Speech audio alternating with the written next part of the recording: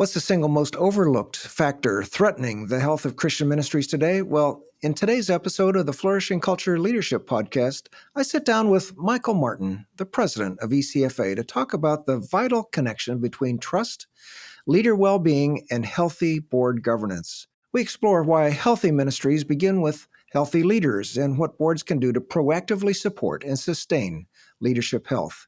If you're a Christian nonprofit leader or board member, I believe this conversation will equip you to lead with greater wisdom, humility, and impact. Welcome to the Flourishing Culture Leadership Podcast, your home for open, honest, and insightful conversations to help develop your leadership, your team, and build a flourishing workplace culture. Hi, I'm Al Lopez, the co-founder of the Best Christian Workplaces and author of Road to Flourishing, the go-to research-based, Christ-centered guide to build a flourishing workplace culture. And my passion is to equip Christian leaders like you to create engaged, flourishing workplaces where people thrive and organizations make a significant kingdom impact. And if you'd like to learn more about my book, opportunities to have me speak, this podcast, or recent articles I've written, I invite you to visit allopus.org. That's allopus.org.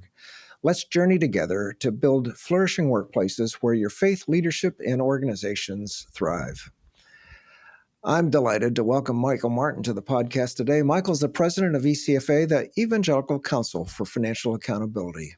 Throughout our conversation, you'll hear Michael talk about effective board practices to care for leaders. Learn how healthy, engaged boards can actively support the spiritual, emotional, and professional well-being of senior leaders through rhythms of encouragement, accountability, and prayer. Also, practical tools to align culture with mission. Discover how boards and executive leaders can partner to shape a workplace culture that reflects biblical values and fosters a flourishing environment for all staff. And third, leadership sustainability through governance. Gain insight into how wise governance and intentional board relationships create the conditions for leaders to thrive over the long haul, avoiding burnout and fostering resilience. I think you're going to love this interview with Michael Martin, but before we dive in, this podcast is proudly sponsored by the Best Christian Workplaces Employee Engagement Survey, the most trusted employee engagement tool for faith-based organizations. With thousands of leaders already using our platform, each new participant strengthens the growing network committed to flourishing workplace cultures. What makes us unique? Well, we're the only research-based, biblically grounded employee engagement survey designed specifically for Christian-led organizations, providing insight and transformation through a kingdom lens. As today's guest, Michael Martin, reminds us, one of the most loving things a board can do is to make sure the leader they've entrusted is actually flourishing. That's exactly what our survey helps you do. Don't wait. Now is the ideal time to gather actionable feedback from your team to begin building a healthier, Christ-centered workplace. Visit workplaces.org to learn more and to start your journey today. And hello to our new listeners, and thanks for joining us as we honor your investment of time by creating valuable episodes like this. But let me tell you a little bit more about Michael Martin. Michael Martin has served as ECFA's president since 2020, and he's also been with ECFA in a variety of roles since 2011. Along with providing leadership for the organization, he uses his training as an attorney and CPA to contribute to ECFA's many practical educational resources, including books, webinars, videos, podcasts, and more. Michael has a law degree from Regent University and a BA from Oral Roberts University. So here's my conversation with Michael Martin. Michael, it's great to have you back on the podcast. I'm looking forward to our conversation today. Hey, it's great to be back on the podcast. And yeah, this time seeing you in podcast world. We were just together in person recently. So it's good to be with you. Yeah, thank you so much. Well, I want to get really started off because the ministry of ECFA is so important to ministry organizations, particularly to enhance trust and the integrity and accountability of churches and ministries. And they can be so much more effective in their reach in the world for Christ. So your organization has a significant impact on Christian nonprofits and churches for more than now 40 years. And you have your pulse on the changes and opportunities in Christian nonprofits that you're facing today. What are a few of the major challenges, the key challenges that you see over and over among ECFA member organizations? Yeah, well, thanks, Al. I'm sure anybody who's listening to this podcast is going to say, it is a time with a lot of challenges, right? A time with a lot of challenges, a lot of opportunities. Thank you. I'm happy to dive into some of those, but maybe even before I do that, just, yeah, thank you for your kind words about ECFA. The Lord has really blessed this ministry with a unique opportunity to sort of be like that gold standard for Christian donors that are looking for organizations that they can trust. And like you mentioned, for over these last 40 years, and really the unique way in which ECFA's accountability process works, the fact that these are biblically based standards of accountability and an accountability process, we find, Al, that that's just becoming even more and more important in these times where trust has been on the decline. And also, organizations are, or I should say, donors are really looking for those giving opportunities with ministries where there is an alignment, even in terms of their biblical values. So we're grateful for the opportunity that we get to serve in the kingdom. And now, with just over 2,700 accredited organizations across the country, that's something like more than 20,000 board members that are represented and several billion people that are reached annually. So you're right, we do have just a very unique vantage point to speak from. I think in terms of some of the challenges that we're seeing, certainly here in the last couple of years in particular, we all know it's been a more challenging time in our world, even financially. A lot of financial uncertainty. And so one of the things that we've seen within ECFA, one of our standards, really standard 7 that relates to ethical fundraising, is we've seen organizations, what I would call become a little bit more aggressive, maybe pushing the envelope a little bit, perhaps allowing some of the challenges of the times financially to push us to the edge on communication in ways that border in terms of truthfulness or ways that are enhancing trust with donors. And so I think ethical fundraising, especially in these times, is something that we're watching. We're doing a lot of educating with our members as well, because we do know the importance of how we communicate with donors, how we honor giver expectation intent. That's a really big deal.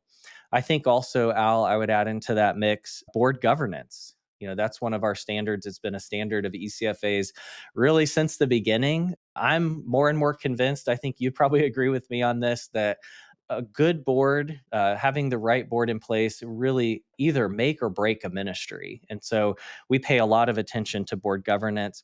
And then if I had to zoom out even beyond just the technicals of what are the ECFA accreditation standards in terms of specific areas, maybe just a higher level point is just on the importance of humility. Scripture makes it clear that it's pride that comes before a fall. And so, one of the things we've seen over and over again in organizations that struggle or maybe even reach a point of failure is at some point along the way, and I say this in all humility because I know, but for the grace of God, there go we.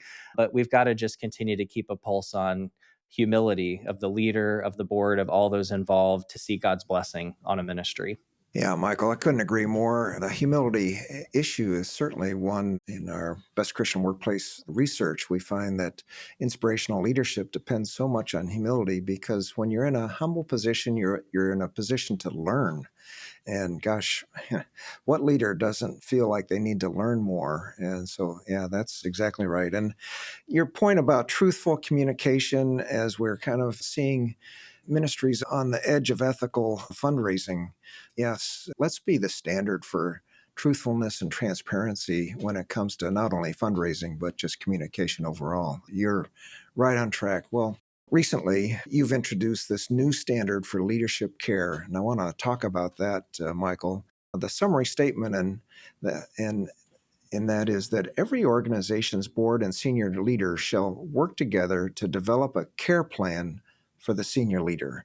The plan should be approved annually by the board to demonstrate the organization's commitment to caring proactively for the leader's well-being and integrity. So give us some background on this new standard. We're excited about it, and I know that Jay Bransford, our president, has worked with you on a podcast to help promote this. That's just fantastic. So, why are you introducing it, and how will it improve the health of Christian ministries?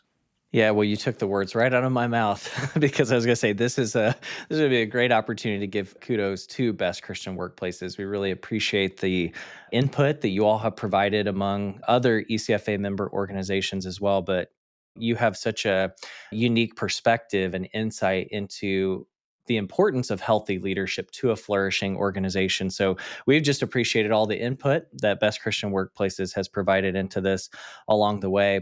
To respond to your question, I guess if I were to just say it very simply, I would say we have seen over time at ECFA that healthy ministries really don't exist without healthy leaders.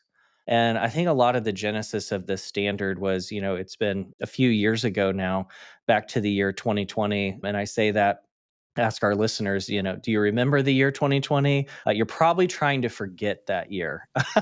Yeah, But yeah, it was a notable year for a number of different reasons. We're all kind of making it through those pandemic years. But in addition to that whole crisis, one of the things that we were also experiencing at that time, as I'm sure everyone would remember who was in ministry at that time, is we were just seeing leader after leader, headline after headline of just some of the really tragic stories of leaders that were experiencing failures of all different kinds, and I'm always careful to say not just the integrity failures, the moral failures that we would read about, but also leaders that were really struggling, experiencing burnout and dropout in ministry. And so we began, Al, to hear more and more from the ministry community, the members of ECFA, who I'd say are really the heroes of this story. We were hearing from them, and also Christian donors as well that were relaying. We know that ECFA's mission is to enhance trust in churches and ministries, and we're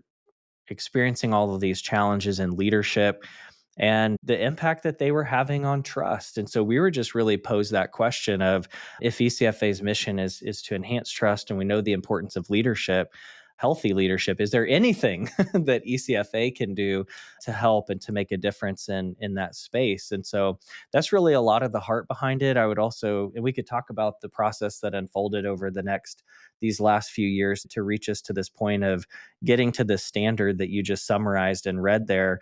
But, I'd say in addition to the connection there with trust, we know that leadership is one of the greatest financial risks that organizations face today. And with ECFA's focus on finances, but then I would also just add in there as well, going back to the founding of ECFA, there's always been standards that are related to, the E in our name. It's evangelical. And so what does it look like for an organization to be uniquely Christ-centered? And then also one of our other foundational standards that was non-financial as well was the standard around governance. The founders of ECFA really recognized the importance of good governance to the health of the organization. And so in a lot of ways, in this dynamic that we're encouraging of the board investing proactively in the care and the well-being of leaders, it just really relates back, Al, to all of those issues of trust, of the evangelical nature of ministries, good governance, and the financial impacts as well. yeah.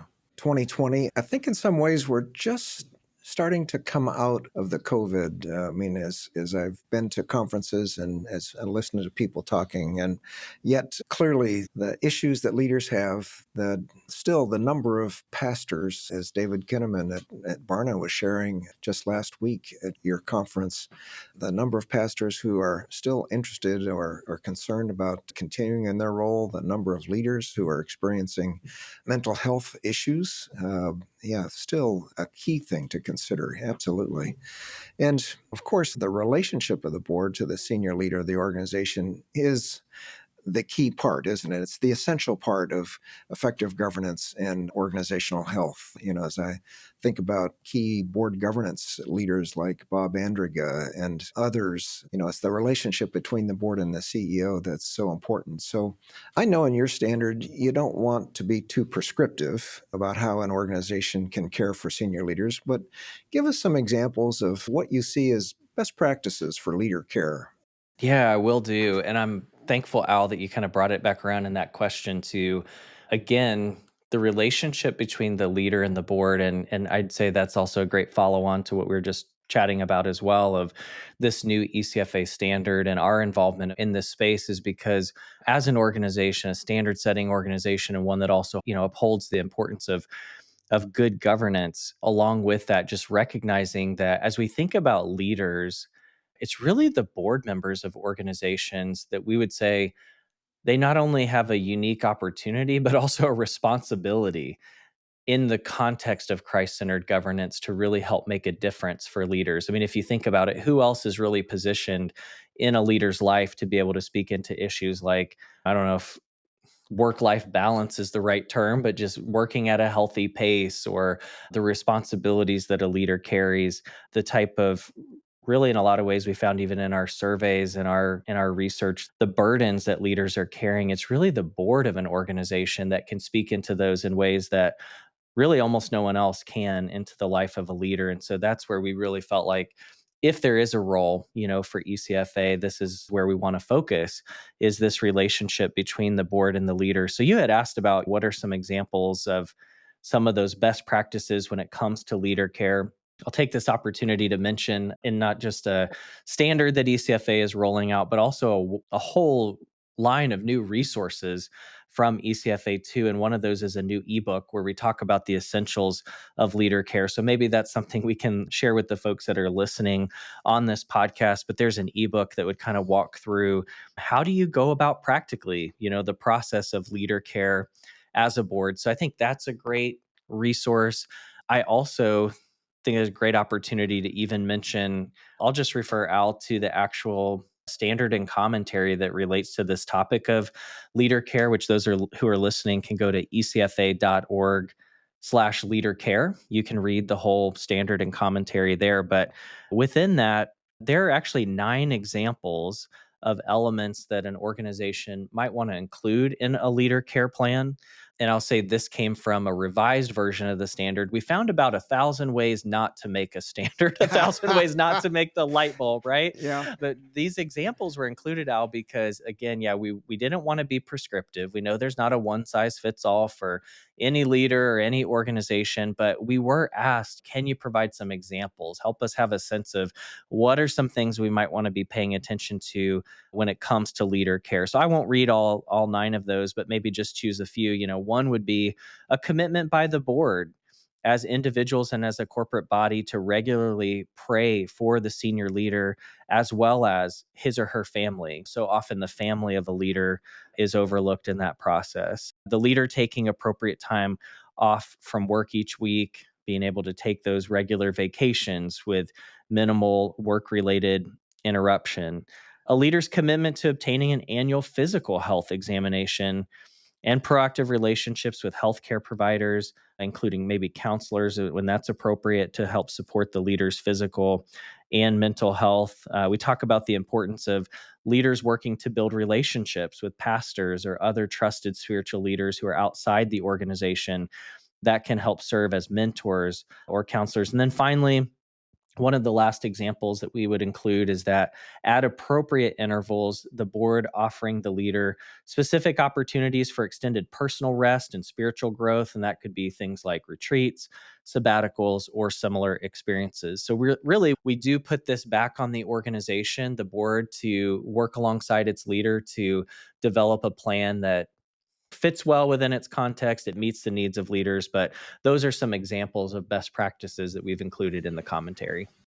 Well, thanks, Michael. Those just for our listeners, yeah, really think about that. I'll have to say, just an example, Michael, just from our standpoint, I remember, as you know, we do a 360 review, and we had a senior pastor of a mega church over 10 years do a 360 review. And the bottom scoring item on the survey every year was the work-life balance issue. I mean, that's one thing that we surveyed. And he would say, yeah. And we had 3 different board chairs over that 10-year period that would sit in with those reviews. And they would say, yes, we need to make sure you're taking your vacation. And unfortunately, at the end of that 10-year period, he left his role. And there was kind of a mystique around, well, why he really left. And it turned out that he had just burned out. And so it broke my heart. Here he was actually getting the feedback. He wouldn't take that action item seriously. But yeah, so as you're saying, certainly we need to commit to pray, certainly. And this is so true with leaders. So many will admit that they might be workaholics, but they need to take time off. They need to have vacations. They need to put boundaries around work and physical and mental health. All of these things that you've mentioned are just so important. So thanks for your feedback on this and the practical aspects of how the board has responsibility for the health of the leader. And those are some great action steps. Yeah, thanks. Well, and I just want to echo too, Al, the comment you made about 360s, because I think those can be so useful. We know in the context of a leader care type conversation, this isn't like a performance review type thing, but the way that 360s are able to provide even that assessment for leaders, because I think that is one of the, I'll say maybe a challenge to implementation of this is that a leader also needs to be able to identify like what are those areas where helps are needed. And so, yes, utilize the 360 other processes to really take the time to say what are the needs that really need to be addressed. So I just echo that Yeah, comment. yeah. Healthy leaders are essential for healthy organizations. As you said earlier, that is so true. Well, let's continue on because beyond leader care, what are some of the other essentials for a healthy board? You work a lot with boards. Many of our listeners are leaders of Christian nonprofits, schools, and churches. And while the leader serves under the authority of the board, the leader also has influence in the effectiveness of their board. And in many cases, the leader, the executive director, the CEO, whatever the role is, they have a lot of influence on how that board works. So, what are some practical steps for a nonprofit leader to really enhance the effectiveness or the health of their board? What comes to mind? Yeah, and I really appreciate the nuance in that question because if people are maybe listening to that just quickly, yeah, there is a nuance in there, which is, leaders, we believe in a healthy governance type relationship are going to be under the accountability and the oversight of a board. But you make a good point, Al, that they're also in a unique position to influence boards. And so maybe I would even use that term that's sometimes used of even within organizations like leading up. And I think there is an opportunity there for leaders to have influence on the effectiveness of their board. I think of just a few different ways that leaders could do that. I think one is, first of all, if it's appropriate within their context of governance, for leaders to even speak into the board selection process, because the health of the board ultimately, in a lot of ways, comes down to who is on the board. And we've seen too many organizations that just sort of rush through. They don't pay enough attention to prayerfully discerning who should be serving on the board. So I think to the extent that a leader can help the board by speaking into that selection process, the who is very important. I think also having the kind of relationship between the leader and the board chair where a leader is able to help influence what types of items come onto the board agenda to make sure that the board is focusing on critical topics during the precious time that they're able to spend together in meetings. Another one that I think probably should have started the list of ideas with this, but it is the influence that the leader can have with the board in terms of keeping Christ at the center of their meeting. So not just a perfunctory prayer to open a meeting, but meaningful times of engaging together in scripture and growing together in Christ. I maybe thought of that just in the context of the agenda, but that probably is right there at the top of the list. Maybe just two others that I'll nominate for you, Al, and you can comment on these if you'd like. But I also think just making sure that board members are clear about what are the expectations of board service. How many times would people show up in the boardroom and then maybe not even have full clarity about what their roles are? Maybe they've served on for-profit boards or it's their first time serving on the board of an organization. Just making sure that I think the leader can play a role along with the board chair and others in making sure that board members are really clear what are the expectations of this. And then finally, one of my favorite things to mention would be I think the leader will play an important role with the board on an administrative function, something that sounds administrative, but it's a huge deal. And that is having a board policies manual, having a collection of these are the policies that have been approved by the board over the years that speak into governance, making sure that the board isn't reinventing the wheel or over time adopting even contradictory policies. A lot of times that'll come down to the work of the leader and the staff to help make sure that the board policies manual is in good shape. In fact, Michael, I appreciate your point about keeping Christ at the center.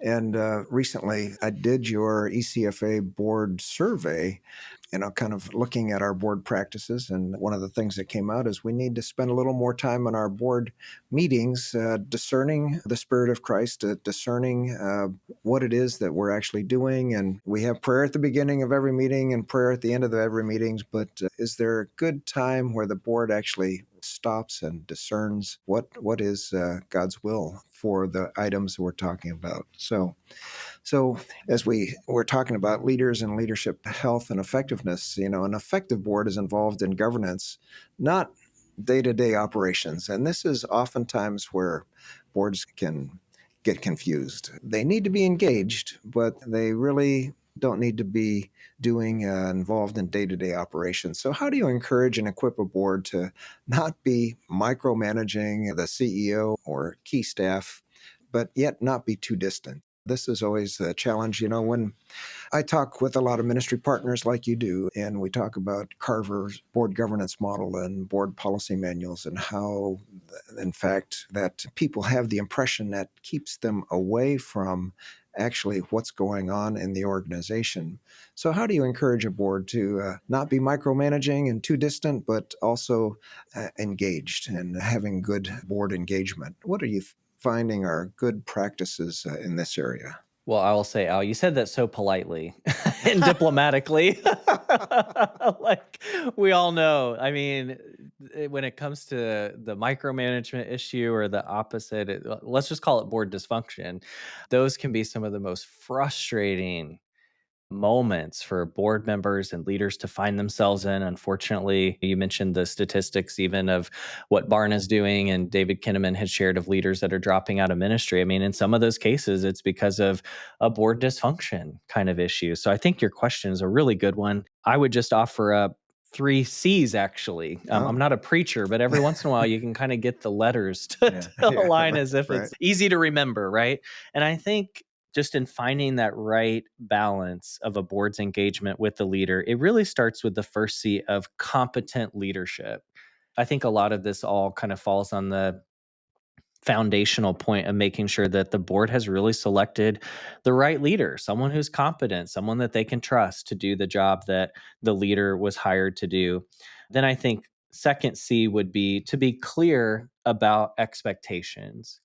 I know you have seen this as well, but sadly, in too many situations, I think there can be that disconnect between a leader who isn't really clear on what their marching orders are. And so that can lead to all different kinds of dysfunction or questioning that has a lot of tentacles to it. So, but yeah, just to kind of build on these points. So you have a competent leader who's clear in their expectations. And then the final C would be, I would also just say communication, the importance of the communication between the leader and the board, because even if the leader is competent, they're clear, if boards aren't getting that communication from a leader to know what is being done, naturally they're going to have those questions, which could then lead to micromanagement and some of those other things. So I think that's the right level of communication during board meetings. It's also finding what are those rhythms of communication that need to take place between the leader and the board all throughout the year, even when meetings aren't happening. So, one of the practices that we use here at ECFA, I think there's other ministries that have implemented this well, but is also just the idea of a monthly email update. Just keep it very simple. A monthly email update from the leader to the board in between meetings. It's just giving the highlights of here's what's going on, here's progress that's being made towards strategic goals. Here are some of our challenges. Don't even wait necessarily until the board meeting to raise those. We always operate under the principle of no surprises. I think it's good to communicate those things throughout the year. And then also coming back around to something we talked about earlier, too, of the importance of prayer. Use that monthly email communication between the leader and the board to be able to share in real time. Here are some ways that you can be praying for me, praying for the organization. And so I don't know if that would solve all of the challenges, Al, but those three C's would be a good I think they'd be a good starting point.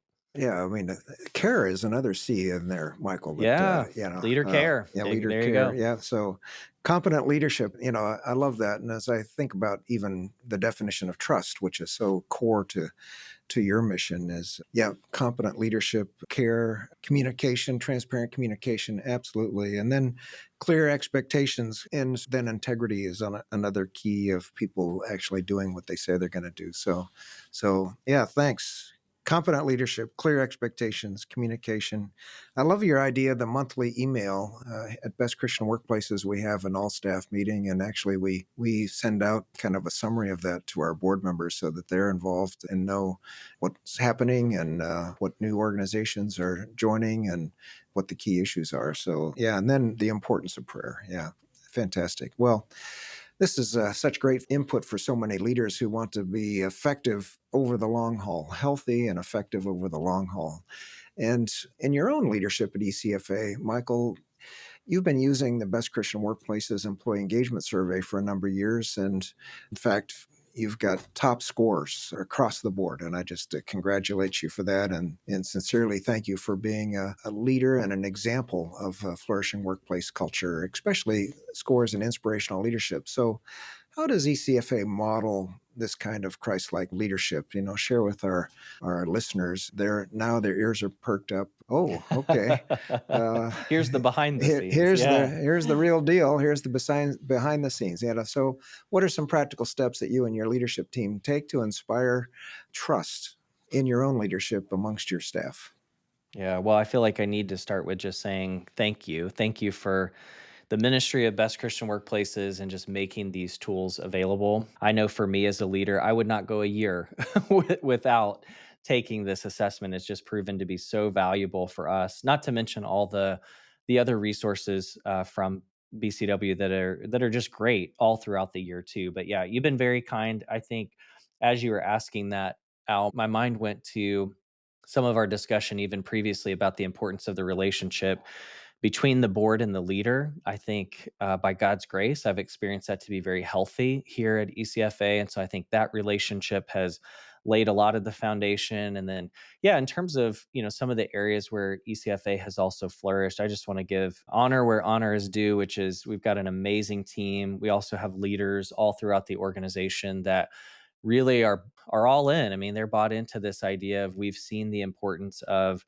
having a healthy, flourishing, Christ-centered workplace culture. It's just so important to everything that we do. So I think it's part of the DNA, it's part of the culture, and maybe transitioning to, I think you had asked about some practical steps. So one of them is honestly for us, the team culture is one of our annual strategic goals. We actually make this, we fold team culture into our strategic goals as an organization, in addition to all the other program areas, because we know that at the foundation of all those other goals being achieved, like we've got to have a flourishing workplace, a healthy team. And so, I think it starts with making that a priority. And then there are certain things that we just also calendar, throughout the year. We have monthly huddles with our team. We actually just this week had one of our quarterly all staffs. Once a year, we do a staff retreat, which is a great experience. And towards the end of the year, a team Thanksgiving, just special times of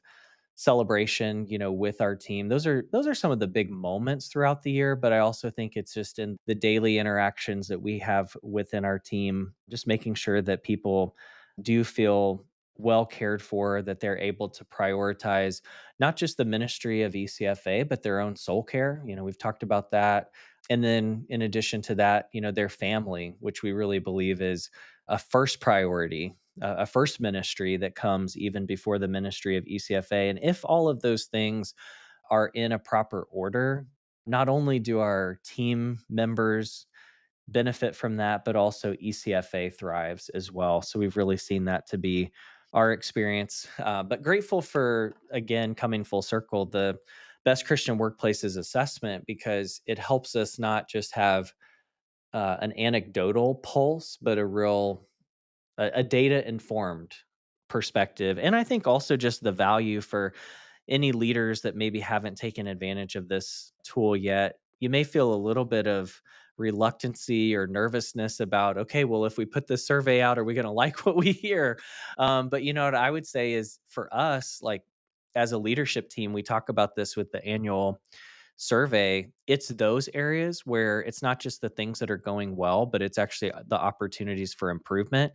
That's the good stuff. I mean, that's what you really want to focus on if you're serious about having a flourishing workplace culture.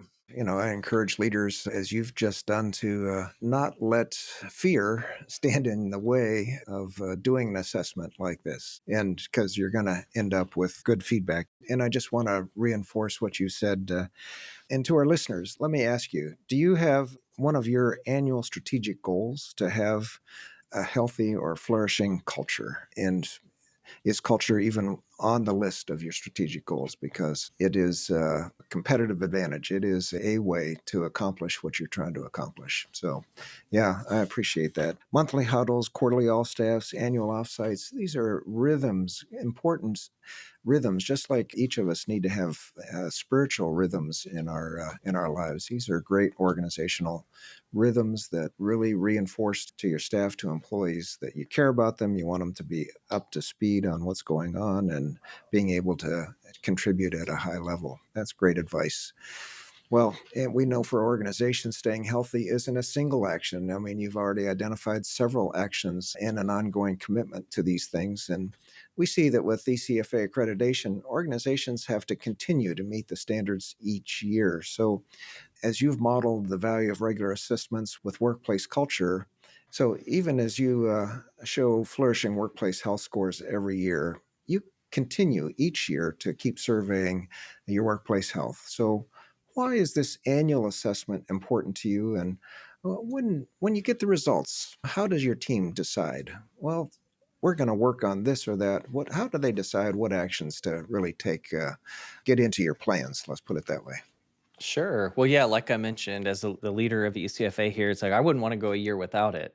I just think it's too valuable. And there's a lot that happens over the course of a year. So just as I think, and I don't know, in other organizations, maybe the rhythm is less frequently than once a year, but I just think there's so many moving parts and pieces and how fast our world is operating and moving and things that are impacting our team. I think having at least an annual pulse on how things are going is just really important. And so we're grateful for the data that comes from that, giving our team an opportunity to share their thoughts, their voice, kind of speaking into the culture of ECFA. I think for us, one of the things that we always take advantage of the opportunity is to not just do some self-reflection on the results that come in, which is a really important thing. Our leadership team does that. We circulate the results to the leaders throughout the organization. We also share some of the results with our board as well. But Al, we will also take advantage of the opportunity to even bring in some coaching from Best Christian Workplaces, from your great team that's there to help unpack the results for us. Because I know at times when we've gotten the assessment back, it's like we'll tend to want to focus on a certain area because it says, oh well, this is kind of dipped since last year, or something like that. But then talking with your team, they're like, hey, put this in perspective, and they do really help us understand the results that we're getting. It's almost like you do need to have, I think, that interpreter who would come in and not just allow you to do the own self study of the results, but also bring in the team from Best Christian Workplaces to help you put everything in its proper perspective, and maybe even help you see things within the assessment that you wouldn't otherwise see. I think that's really important. And then maybe finally too, I think an important part of that process, and this is context as well, but just helping us as ministry leaders understand, here's what's happening not just at ECFA, but across the ministry landscape or the employer landscape. These are trends that we need to all be paying attention to. So those are just some of the ways that we really try to make sure we're not only participating, in the survey once a year, but we're really leveraging those results and the experience to its fullest. Well, Michael, let me just ask you a question here. You just brought up, well, you share some of the results with the board. And I'll have to say, I've listened to a lot of boards, and especially after maybe a transition of a CEO, and they said, I've never heard that we actually participated in the Best Christian Workplace survey. And like ECFA, you're working generally with the executive director, the CEO. What do you recommend in terms of a top leader in an organization, what they would share with their board when it comes to employee engagement survey results, including even the Best Christian Workplace results? Yeah, excellent. So I think this gets into your question earlier too, Al, about the tension between board micromanagement and then also, yes, just staying at the appropriate level. Because yeah, it's not the board's role to get involved in the day-to-day management of the organization or kind of getting into the weeds of some of those areas. And so you're right, finding that right balance is important. I think one of the things, as I recall, that Best Christian Workplaces offers is even a sort of it's like the overall summary level assessment. So I would recommend, at least as a starting point as a leader, this is something that you could share with your board chair at the very least, just to say, here, just in the spirit of transparency, here's the process that we went through. We really find it valuable. These are the areas where our team has rated the organization well. Here are other opportunities for improvement. But I think that summary information that is so helpful, and that also, out of respect for board members' time, it doesn't get them into all the different layers and levels of detail. But I think that's one recommendation that I would have. And for us, it's a natural at ECFA, because if one of our board approved strategic goals for the year in some way relates to team culture, like, this is us communicating back to the board, this was one of our goals, here's kind of an outcome, here's where we're at in that process. So for us, it has felt like a very natural conversation to have. Yeah, in many ways, it is a great way to measure a specific goal that you might have. But yeah, okay, an executive summary to the board is as a place to start. Anyway, yeah. All right, appreciate that feedback because again, I've just heard too many times that the board is completely unaware that the leader, the CEO, the organization has done an employee engagement survey and what the results are. So, Can I just which, share one other thing too? please, yeah, Yeah, I don't want to belabor the point, but I was thinking about this too at ECFA. I mean, we talk a lot about stewardship, and really the stewardship of our people is the most important stewardship that we exercise. And so if I'm a board member and one of the responsibilities of the board is ultimately kind of the overall stewardship of the organization, I think it's essential for boards to know if organizations are participating in best Christian workplaces or similar tools. What is the organization doing to really, in a God honoring way, steward our people? yeah, that's how we work together so well because two things that a leader has to do is steward the finances of the organization, steward the people of the organization. So, along this topic, let's just now take this a step further because sometimes the relationship between the board and the CEO isn't so good. So, so what encouragement do you have to a leader who's actually struggling with moving forward and towards a healthy organization? Where do they start? You mean those relationships aren't always easy? They're not always good? Oh, you have to interject some humor in these things, right? Sometimes in order to No, it's true. My heart really, in all seriousness, my heart goes out to leaders that are struggling here, because I think we say all the time, I've heard it said by others, that the single most important relationship in the organization is between the board chair and the leader. The link between those two is just critically important. So, to leaders who are struggling in their relationship with the board, my heart does go out to you. I think it's definitely a matter of prayer. It's a matter of getting some wise counsel that's specific to your situation.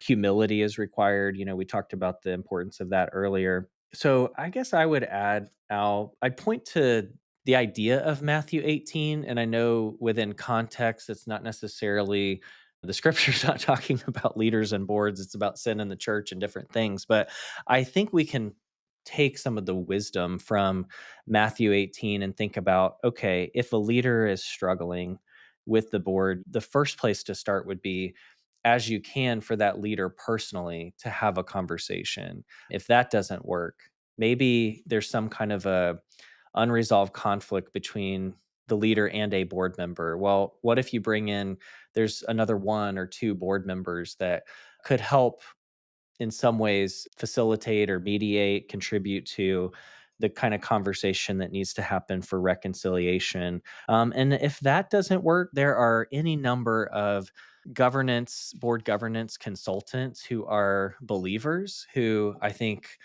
bring a lot of wisdom, bringing in a third party that also has had experience working through. For those leaders who are experiencing that challenge, you're not alone.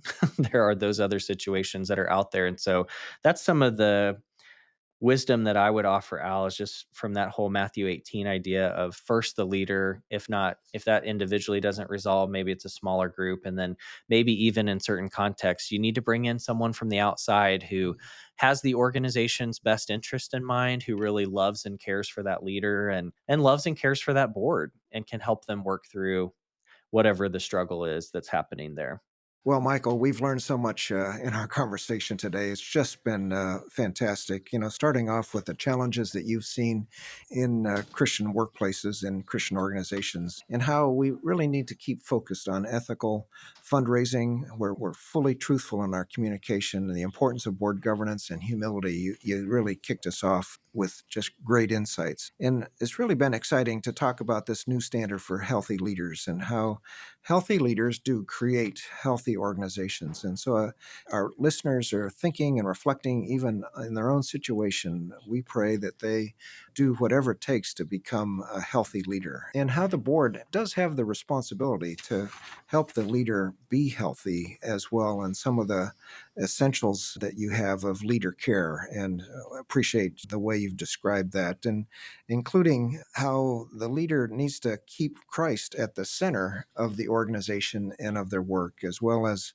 other key activities in the board, including having a board policy manual. I can't emphasize that enough. So this has just been a great conversation. I appreciate your focus on team culture and how it's an annual strategic goal, and it's something that you update each year. And then the way that you focus on how a lot happens throughout the year, and having an annual pulse of your culture, much like we recommend and do ourselves, where we look at the ECFA standards each year, recertify how important that is to us to make sure that we're a certified ECFA member and following now each of the standards. So, is there anything that you'd like to add that we've talked about, kind of a bottom line of our conversation? Sure. Well, Al, like anytime we're together is a great conversation.